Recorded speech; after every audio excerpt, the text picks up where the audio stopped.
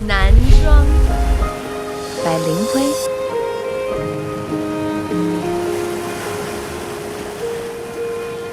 Nanzhuang once South Village, land of multiple people, famous Loha leisure time. Cheer up traveler's heart. A poem by Lin Hui.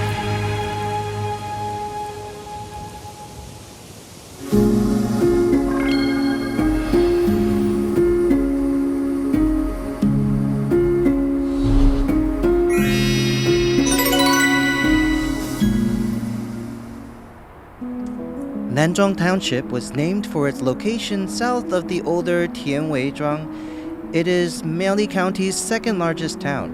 It has a landscape of mountains and hills, as well as a diverse population. Once the Shenxian area's most prosperous town, in 2016 it was named an international slow city along with Zhangyi Township. Now it's unheardedly showing international travelers the beauty and romance of a Taiwanese mountain town.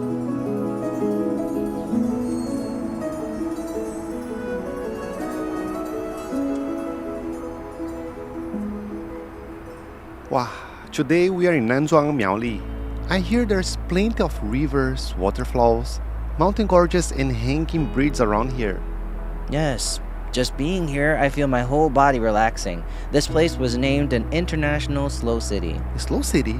So that means on this trip we should slow down and appreciate what makes this place special. Right, it'll be relaxing. So join us and experience the easy pace of life in Nanzhuang.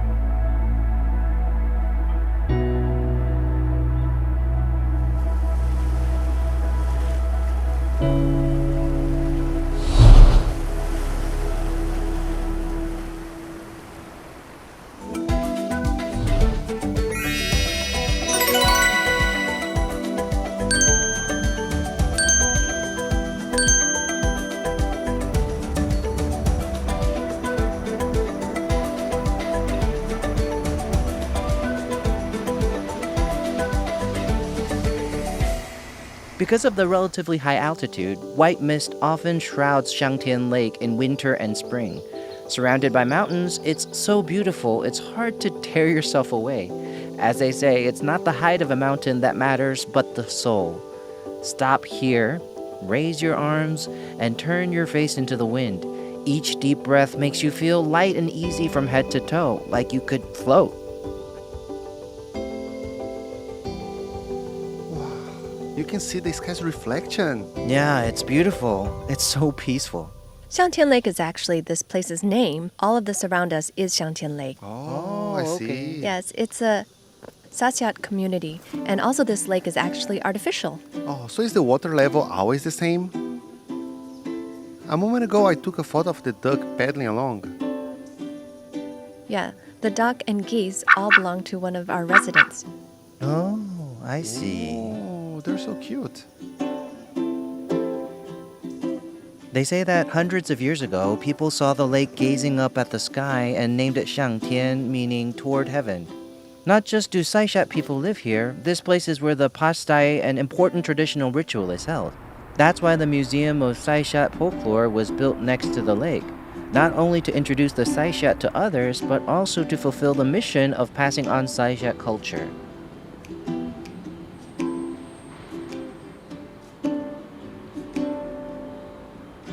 Look, it's an interactive digital tour, and it teaches the SaySiyat language. Let's give it a try. How are you? Listen. So kata ai. Stop. I can tell you're saying wrong. Let's hear it from a pro, okay? Welcome, Miss Fang. Okay, let's find a pro. Are you pronouncing right? So kata ai. Almost. But not quite. Can you show us how it should be? So kadahai. Everybody got it? That's how are you in SaySiyat. Oh, it's hard. But it's important too, because visitors can come in here and interact with it. No matter what language you're learning, you start with hello and goodbye, because they're important. So words aside, they're the most important. Now, to be honest, we have a ton of stuff in this place. It's beautiful, but the first thing I saw was your clothing, right? This is what we SaySiyat wear. So how do we identify SaySiyat clothing? You'll notice that the SaySiyat clothes are red, white, and black. Oh, red, white, and black. White means we should live a clean life. black reminds us not to do bad things, and as for red, it stands for passion. They weren't picked by random. They all have meaning. Yeah, and then also for a SaySiyat, these are cross lightning balls, the symbol of the god of thunder. The god of thunder. Yes, thunder. So this is lightning. Oh, and then also over there, my eyes went to this thing right away. Did you see it? It's really big. It's huge. Like, to be honest, I can't really tell what this thing is. This is a hip bell. Oh, hip? Like these hips? Yes, this one is a big one. It's just for you to look at and for you to hear how it resonates.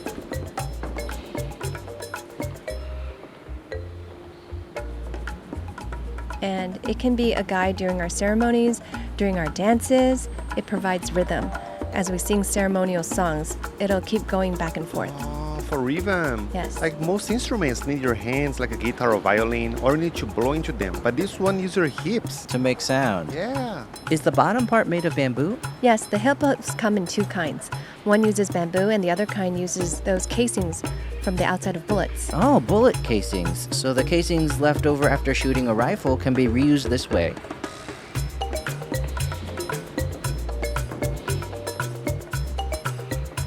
Here it says this is a kirakil, a dancing cap. Why is it called like that? The earliest kirakils went on your head. Like a hat. Right, because they were smaller, but they got bigger and bigger like this, so they ended up being draped. On your shoulders. Yes, like this one. Every clan makes their own. You mean every clan's is different? Yes. So from what you're telling us, like this is a very interesting culture. It's like how my ancestors were Portuguese. As it happens, like in Portugal, every surname has its own flag. I would never guess that among Taiwanese indigenous people, every surname has its own flag design too. Wow. It's so interesting. Yes, it's very important. I've heard you have a very impressive ceremony called the pastai, right? How long is it? 4 days and 3 nights. That's a long time. Yes, we start as soon as night falls. It lasts until morning. Of course, all through the ceremony, we have our ceremonial songs. These songs include joy, anger, sorrow, and happiness. The first day is for summoning the spirits. Then comes entertaining the spirits and meeting with the spirits and finally sending off the spirits. Oh, I see. So that's why it takes 4 days. Yes, that's how it's divided. Okay, now we are in the experience zone, right? We can take photos and see the things you have here.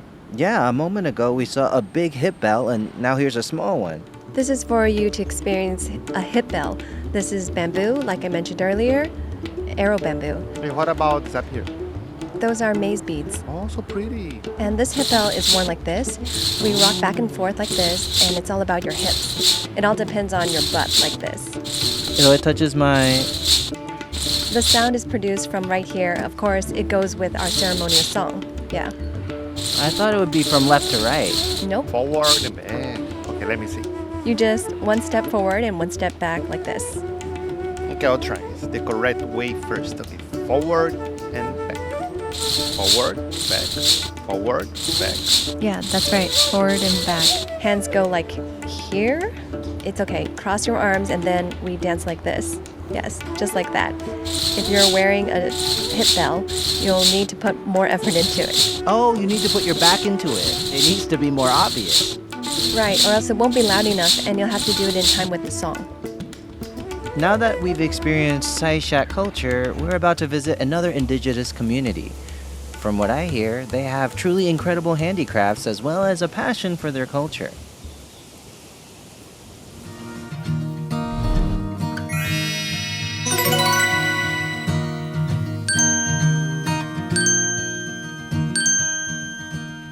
Shibi is in Nanzhuang, Miaoli, between Donghe and Shimen.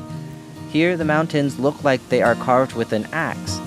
Atayal people live here in a village named after its surroundings, Shibi meaning rock walls. Shibi Dyeing and Weaving Crafts Park was established here in 2006. Aside from the original workshop, there's also a bed and breakfast and a coffee shop, as well as a garden of dye plants, so travelers can experience the beauty of Atayal life.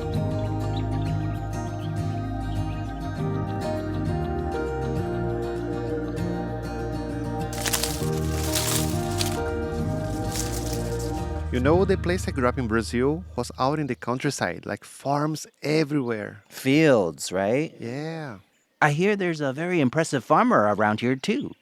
Is there? Yeah, behind you. Oh, welcome, Welcome, welcome. Welcome, Hello. welcome. Hello, what are you harvesting? This? It's Remy. Is this Remy? Remy. Have you ever heard of Remy? I've heard of linen, like the kind used to make clothes, but I've never heard of Remy. What is Remy? Actually, Remy is our primary source of fiber for weaving. We use the fiber in the bark. Then there's Taru. He uses the tender leaves in his pastries. Oh, pastries. They're edible? So what you're saying is it has a lot of uses. We mostly use it for weaving. Oh, for clothes. I never seen a plant that has so many uses before. Why don't you help out? Sure. We can help, Mr. Lin. Can you show us what you do? Well, we need the inner bark of the stem, so in a moment, you'll cut it at the bottom. Ah, just got it. Yes. Oh, sounds good. And put it here? Yes, then we'll scrape it. Okay. This one is tall. This will work, right? Yes, it's nice and straight. After the Remy is gathered, the stems are cut down and pieces of bamboo are used to remove the bark and other unwanted materials to extract Remy fiber.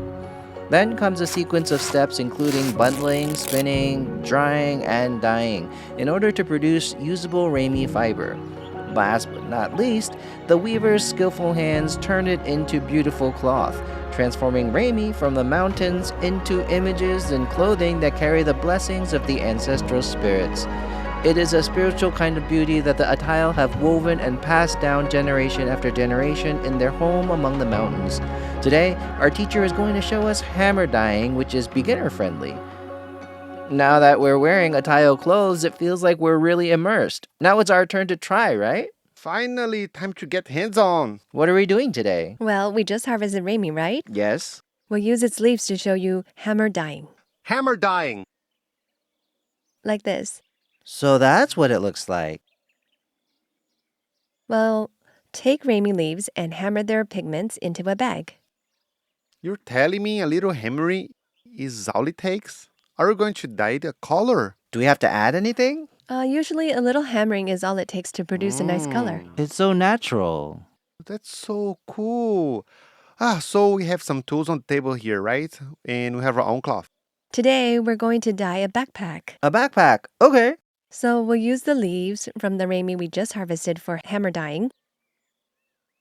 I'll give you a magazine. It's not for reading. Oh, it's not? It goes inside the bag so that when you're hammering, it can provide a little bounce and protection. Okay, a little bounce. Okay. First, we'll pick leaves. We can decide the layout first. Putting them where they go. Okay, sounds good. They can go face up or face down. Okay, either way is fine. After you have your layout, we have tape here for you to tape it in place. Okay, cover the whole thing with tape. Okay. Then take your magazine and put it inside where you're going to hammer. When you hammer, don't hammer it a couple of times here and there. Don't jump around. If you hammer here but not here, the image you get sometimes turns out Unevenly colored. right. You can start from the edge. It should be even, okay? You can see it now. The color is different where she hammers. Yes, let's see how this one turns out. Okay. You'll see right away whether you did it right. There it is. Wow, that was really fast. It only took a few minutes. Yeah. The leaves need to be peeled off.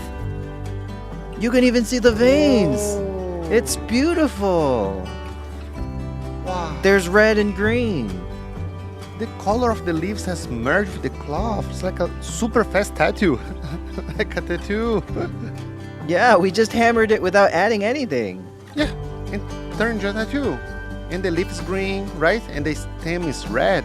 It's Whoa. beautiful. Okay, it's our turn now. Yeah, it's our turn. Okay. I'm so excited. Though there are no rules, it still takes thought and imagination to lay the leaves out in a way that evokes a story. It seems simple, but it takes skill to create an image that conveys feeling.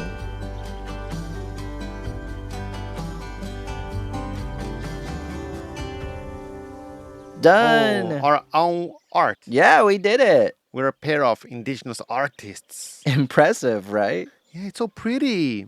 Have you noticed that on mine I have 8 leaves?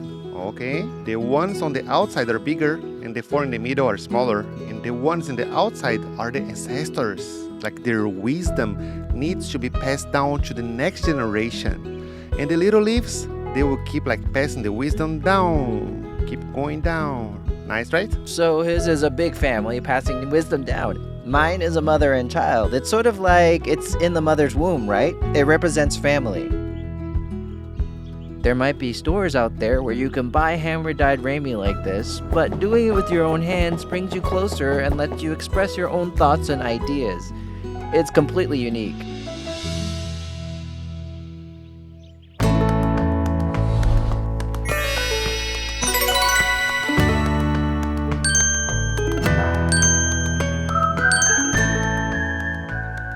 At this bakery in Shibi, the owner uses ingredients gathered from the mountains and the fillings of the delicious pastries he bakes. The young pastry chose not to take over his family's dyeing business because he saw that the Hakka in Nanzhuang had turned their traditional pastries into a thriving industry. It gave him the idea to create gifts based on indigenous culture. After returning to this hometown, he applied this idea to the skills he had acquired while away, beautifully combining indigenous elements and Taiwanese cuisine with French pastry to create rich, many-layered flavors.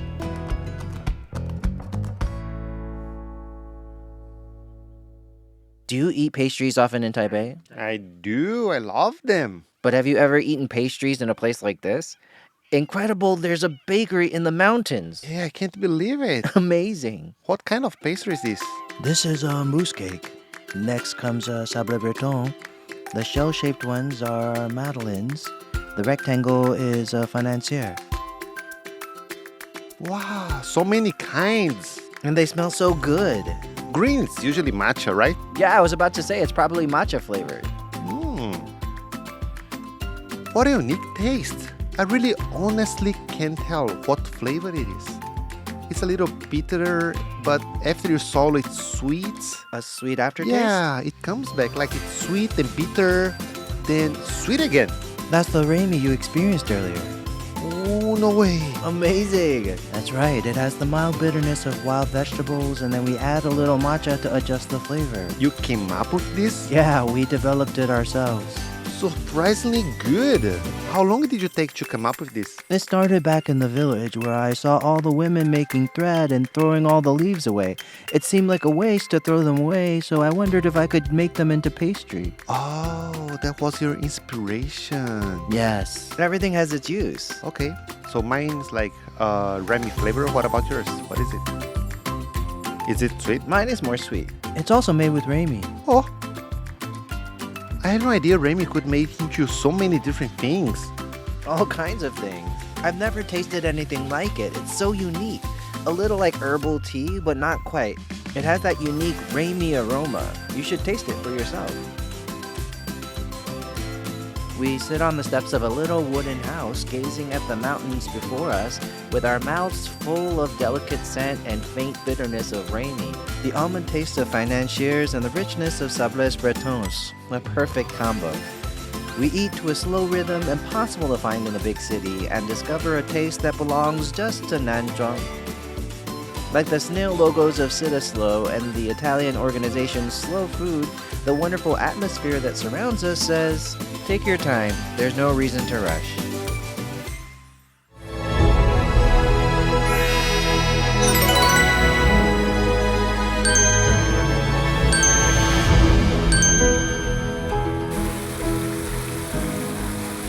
Shenxian Valley in Nanzhuang, Miaoli was carved by the confluence of the Luhu, Luchang, and Fengmei rivers. Its gorgeous landscape and waterfalls seem like fairyland, especially wreathed in the mist after rain.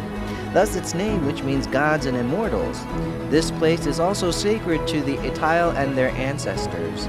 Once called Death Valley, it was closed off for years. Now there's a boardwalk and a hanging bridge carved with indigenous symbols, so travelers can safely enjoy the valley's beauty.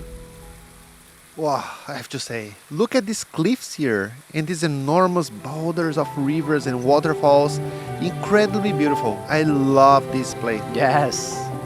Back in the day, we'd hunt and fish here in Shenxian Valley. This place must have been very important to them.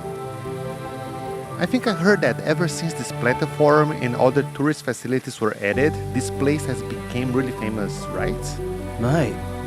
Now there's a bridge to cross and amazing scenery to see. Before no one could come here, only indigenous people were allowed. Yes, the terrain here is extremely rugged. Before there wasn't even a road. In other words, Nanzhuang did a great job planning this area so we can come here and appreciate how beautiful it is. It's so beautiful.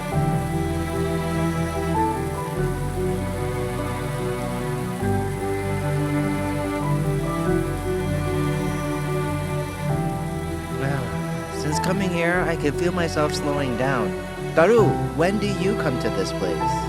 Sometimes when I'm baking and I'm out of ideas, I come here to look at the scenery and think about new ingredients or other new things I can put in my pastry. Oh, looking for inspiration?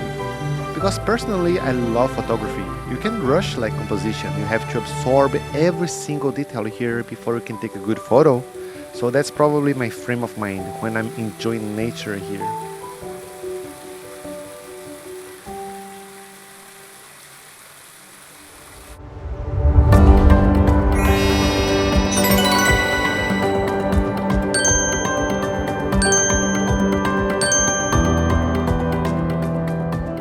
Xiangtian Old Street was once the liveliest street in Nanzhuang.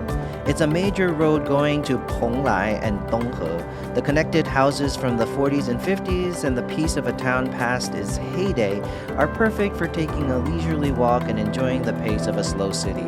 It feels like traveling through time to encounter Nanzhuang's past. Are you wondering why this place is called Xiangtian Old Street? We need an old friend to explain to us. That's right. Hello, Sakura. Good afternoon. There are two explanations for why it's called Xiangtian 13 houses. The first is there were originally 13 connected houses here. The second is what kind of businesses each of the original owners ran, so the name refers to their 13 different businesses.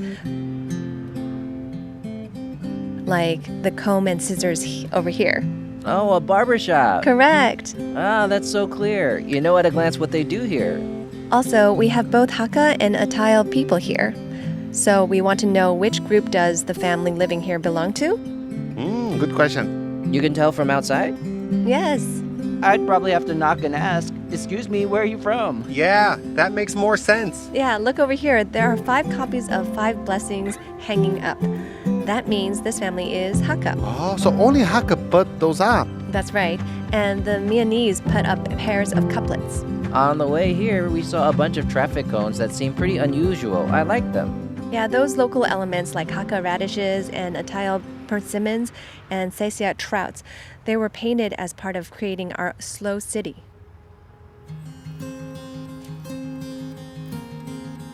Xiangtian lies at the end of Wenhua Road. A century ago, a canal was built to bring water to the settlement here, and stone slabs were installed for washing clothes. Xiangtian means clothes washing ditch. Even now, local housewives and older women gather here early in the morning to chat and do their laundry. I was wondering if this was a stream. Is this a bench? This is where old ladies do laundry. Oh, really? It's mountain spring water, right? Right, the spring is above.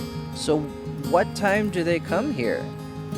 Probably 4, 5, 6 o'clock That's so early.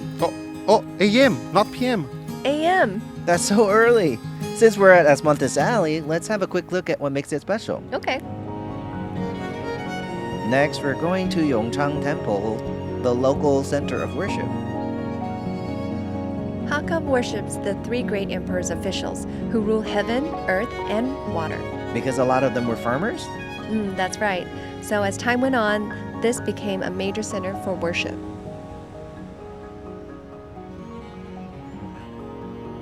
Look at this. These are the door gods. Now, if you look at his feet, no matter where you're standing, he's facing you. Pretty cool, right? Just like the Mona Lisa. Yeah. Just looking at me. Yes, and then over here, if you walk slowly, are the main gods, the 3 great emperor officials. Yongchan Temple is a three-floor structure combining the modern and traditional. Originally built in 1905, it was destroyed in the 1935 Shinjuku Taichu earthquake. It was then moved and rebuilt multiple times until 1988, when it finally settled here to become one of Nanzhuang's rich cultural sites.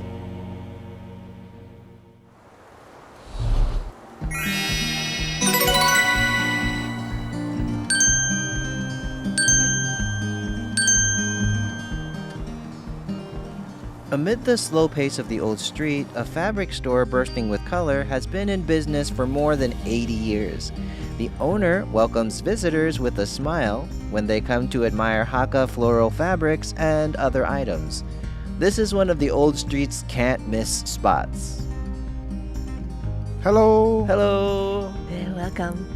There are so many different designs. The shop is old, more than 80 years.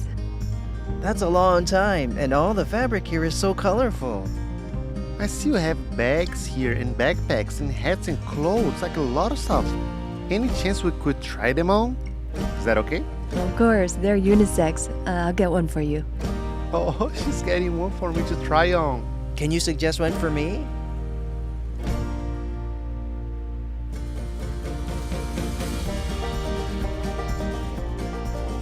I thought that I'll be too hot like wearing these, but I'm not hot at all. This is cotton. Just because it's cotton, It absorbs sweat. it's so comfortable. Yeah, it would be great even in summer. Then can I ask you a question? Like of the things you have here, which one would you say are the most complex? Oh, those. They take a lot of work. Oh, you mean the handbags? Yeah. More steps involved. These are like designer bags. Yeah, the design is amazing. Every one of these items made from Hakka floral fabric is a handmade work of art sewn by the proprietor, a beautiful mark left by time, wrapped around Nanzhuang's slow, indescribable, one-of-a-kind, slow-paced lifestyle.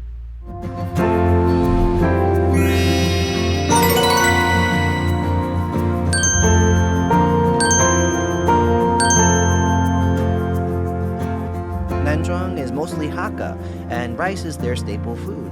They often welcome guests with rice-based dishes. So in Nanzhuang, rice-based cuisine is everywhere to be found. Lutangqi, also called Tang, is made from glutinous rice paste. The 5-element Lutangqi we're sampling today has a little something extra special.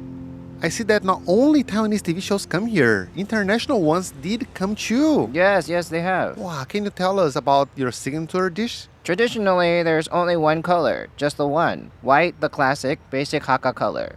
Basic tangyuan, basic. Yes. As for the rest of the colors, there's the 5 elements, right? So we have 5 colors. The color is from ingredients like turmeric and beets. No artificial coloring. Oh, the color is all natural. Oh, healthy, right? That's right. Oh, got it. Now the 2 bowls in front of us, one is hot and one is iced, right? So you can pick. Which one do you want? Yes, I want the iced one. Oh, you want the iced one. Okay, I'll take the hot one. Okay, let's see. Back in the day, back when I was a kid, we grew our own glutinous rice and peanuts too. We'd fry the peanuts and add them on top. It smelled so good, it was perfect. It seems kind of chewier than the usual kind. Yeah, I had some before that was super sticky. I didn't like it. This is just right. Right now, because it's cold, it's a little chewier. So part of it is hot, part of it is cold, and it's soft and chewy.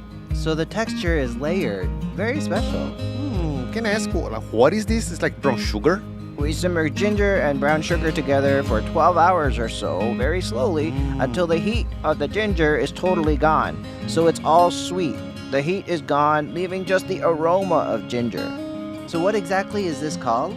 In Mandarin, it's called Lu Tang Qi, right? In Hakka, it's called Luk Tong Qi. Look, Tang Qi. Luk Tong Qi. Okay, everybody got that? If you come here, what do you have to say? Luk Tang Qi. As it turns out, Lu means cook in Hakka. Tang refers to the ginger broth, and Qi is mochi. Lu Tang Qi was a favorite dessert among farm laborers during the busy season and also stars in the childhood memories of many from Nanzhuang. Thanks to this shop, visitors also have the opportunity to sample this heartwarming Hakka treat.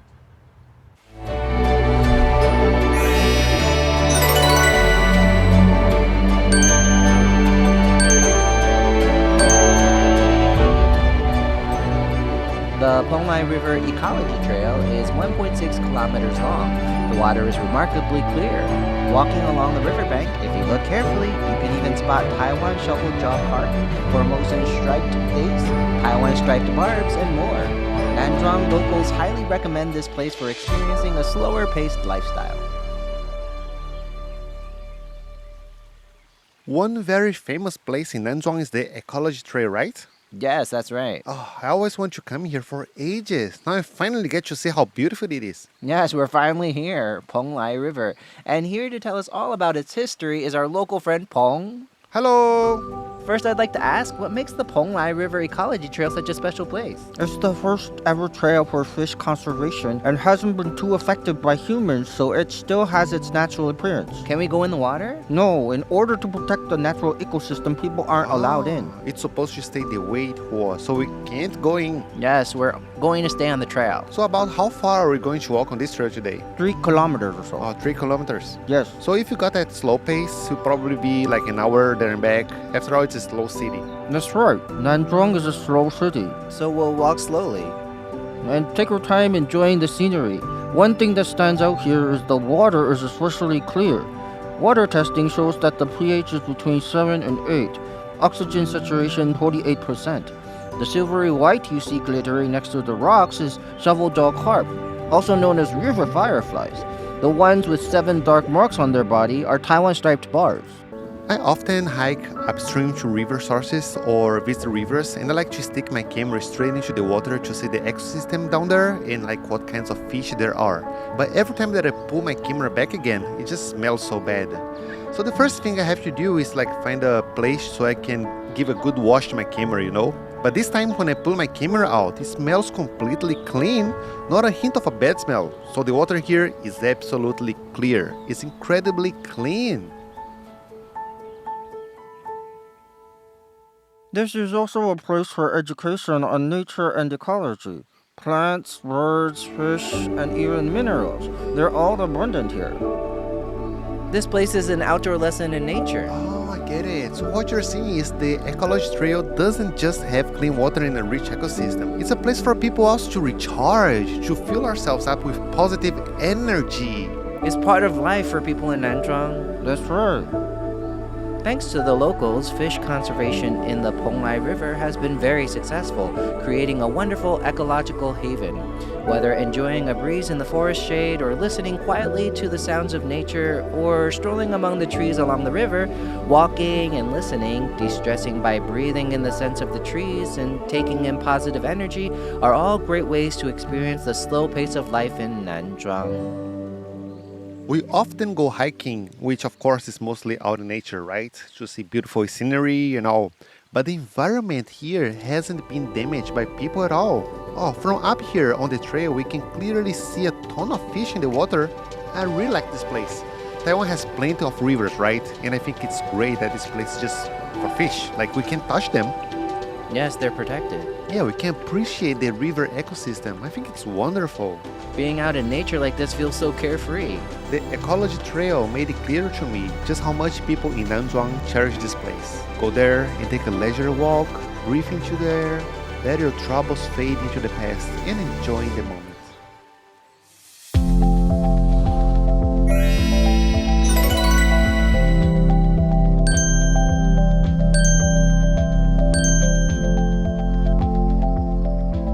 Yanzitao stands at the midpoint between Nanzhuang Old Street and the Ecology Trail. The owner, nicknamed Yanzi, loves pottery. Thus, she named her art garden Yanzitao, meaning Yanzi Pottery. The garden is over 3,000 square meters. Aside from a landscape fit for a fairy tale, this place also offers a unique DIY experience that quickly shows visitors how wonderful life is in a slow city.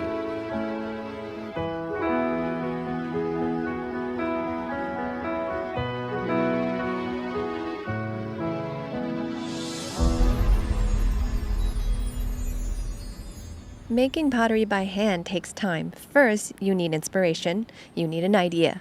What exactly do you want to make? What's the story you're trying to tell? So we're always thinking about how to share our pottery culture and how to tell stories in clay.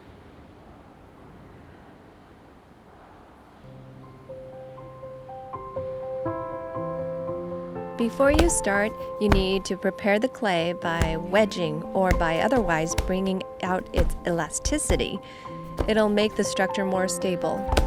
Once you've done wedging the clay, you can hold it in your palm and use your hand on it to control its roundness.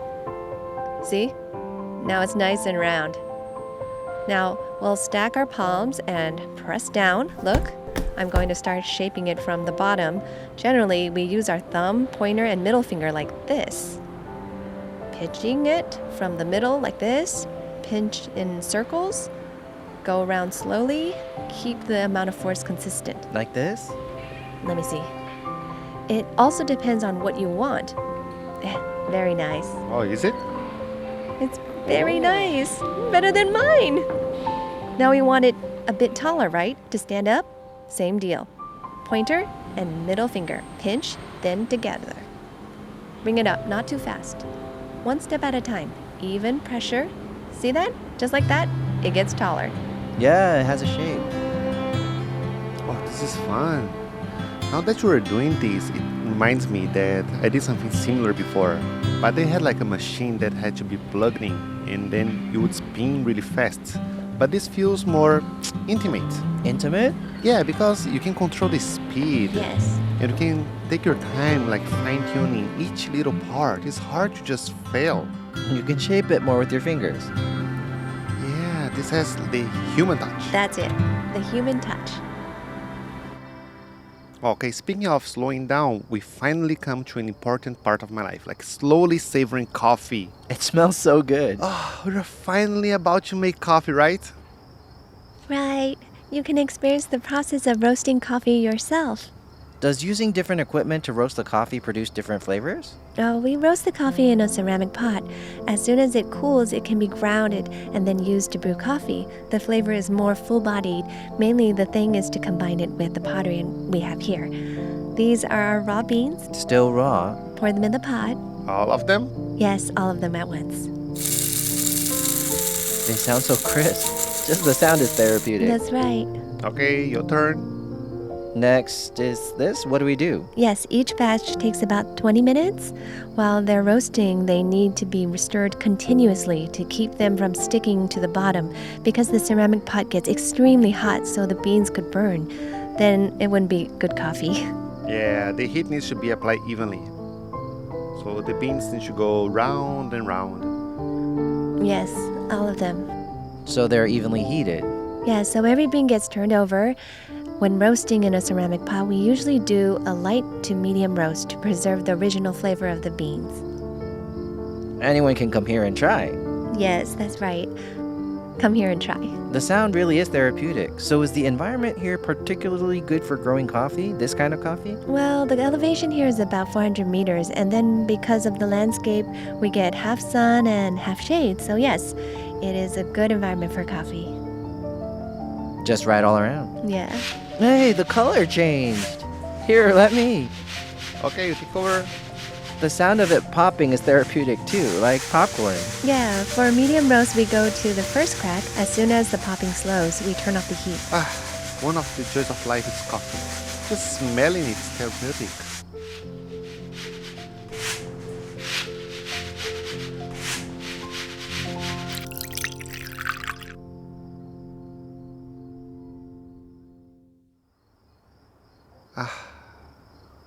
Finally, we've gone through the whole process today. We make our own cups, we took our raw beans and roasted them. Yeah, we roasted them ourselves. And now we can take our work home and enjoy our own coffee. Wow, I just love it. Think about it, a lot of people drink coffee. Often we drink it just to feel more awake. But here, coffee has gained new meaning. It's a leisurely, unhurried feeling. You must take your time enjoying your coffee like this often, right? Yeah, sometimes in the morning, I'll make coffee for me and my family and then slowly savor it like this. Wow, nature here is so amazing. Look at this. So beautiful. And your deck here is beautifully designed too. And then add a cup of coffee. It's not secondary. To me, it's the main character. That's right. You can really enjoy it. That's right. It really is.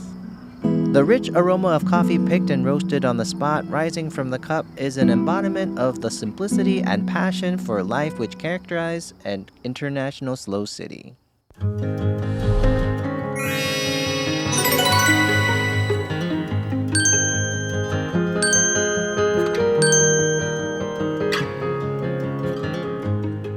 One of the most important of Sita Slow's 8 conventions is fostering local culture and protecting local customs' cultural heritage. Meanwhile, Nanzhuang's Old School Art Association emphasizes the importance of seniors as artists in preserving culture. Caring for them is also a way of taking inventory of cultural assets. Each brushstrokes of every painting represents deep love for their home, Nanzhuang.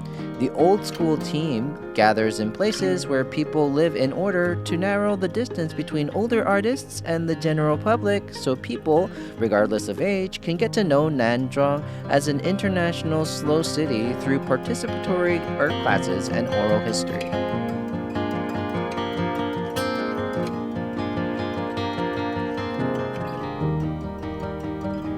Hi everyone! Hey. Hello. Hello. What you up to? We're drawing. Oh, cool. It's beautiful, right? Beautiful. Amazing! You look so focused. Yeah, right now we're in the middle of an art class. Awesome.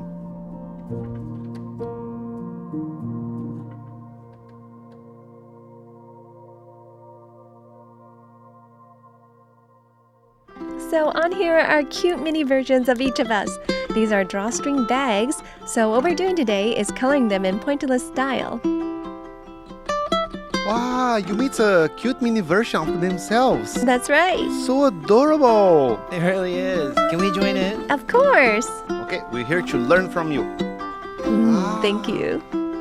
So it's all like little dots. Seems like it take a long time, right? Right. It's a hand exercise. You can really feel it.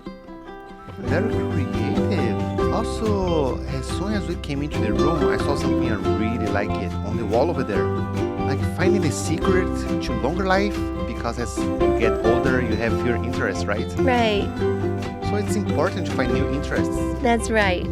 It brings joy to your life. I think it's all about giving seniors an interest. I think seniors really need to find things they like, so they keep using their brains and their hands and stay active so they can live longer and healthier. May I ask, do you have a fun activity like this every single day? Yes, 5 days a week from 9 in the morning until noon. Oh, so if it's every day, that's like 20 artworks a week. Where do they go? Under the bridge, all of their art turns into community art. I didn't know that was their art. We saw it outside earlier. We saw a bunch of beautiful murals. Oh, they all came from here. Yes, they use pointillism to express their natural talent. Sometimes those of us from the big city need to learn to be like these seniors. Not everything has to be done in a rush. Sometimes you just have to take a deep breath and enjoy the present. Enjoy how it feels. Nanzhuang, a beautiful city blessed by the mountains. So go to the words of praise, hidden among the bold songs of the Pastai at Xiangtian Lake. The complex fabric patterns passed from one generation to the next by the attile, the bustle and warmth of the old street, the gods of Yongchan Temple, the bright colors of Hakka floral fabric, and the eternal fragrance of the Hakka Lutangqi. Together, they weave a unique, beautiful tapestry well worth experiencing for young and old alike. Come to this internationally recognized slow city and let your soul fly free.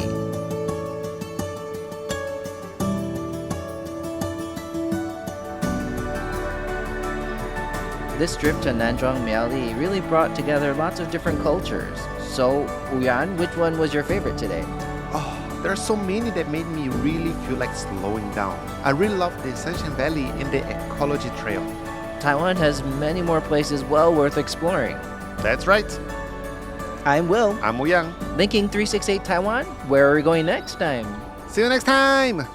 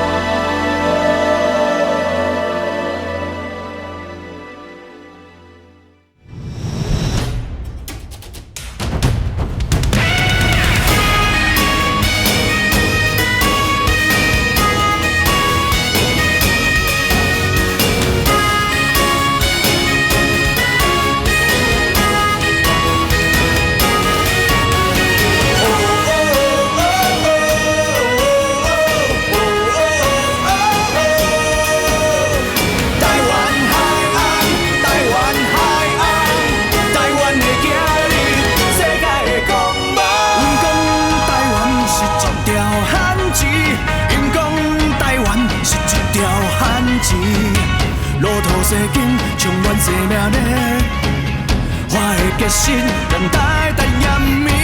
过去现在，好未来无限。台湾发展，全世界兴盛。勇敢热情，脚步不停。伫汪洋中，要有向未来。台湾华丽转身，华丽转身，咱做伙华丽转身。伫汉子也伸手相连下，拼出一片。台湾坚强勇气，坚强勇气，咱斗阵坚强勇气。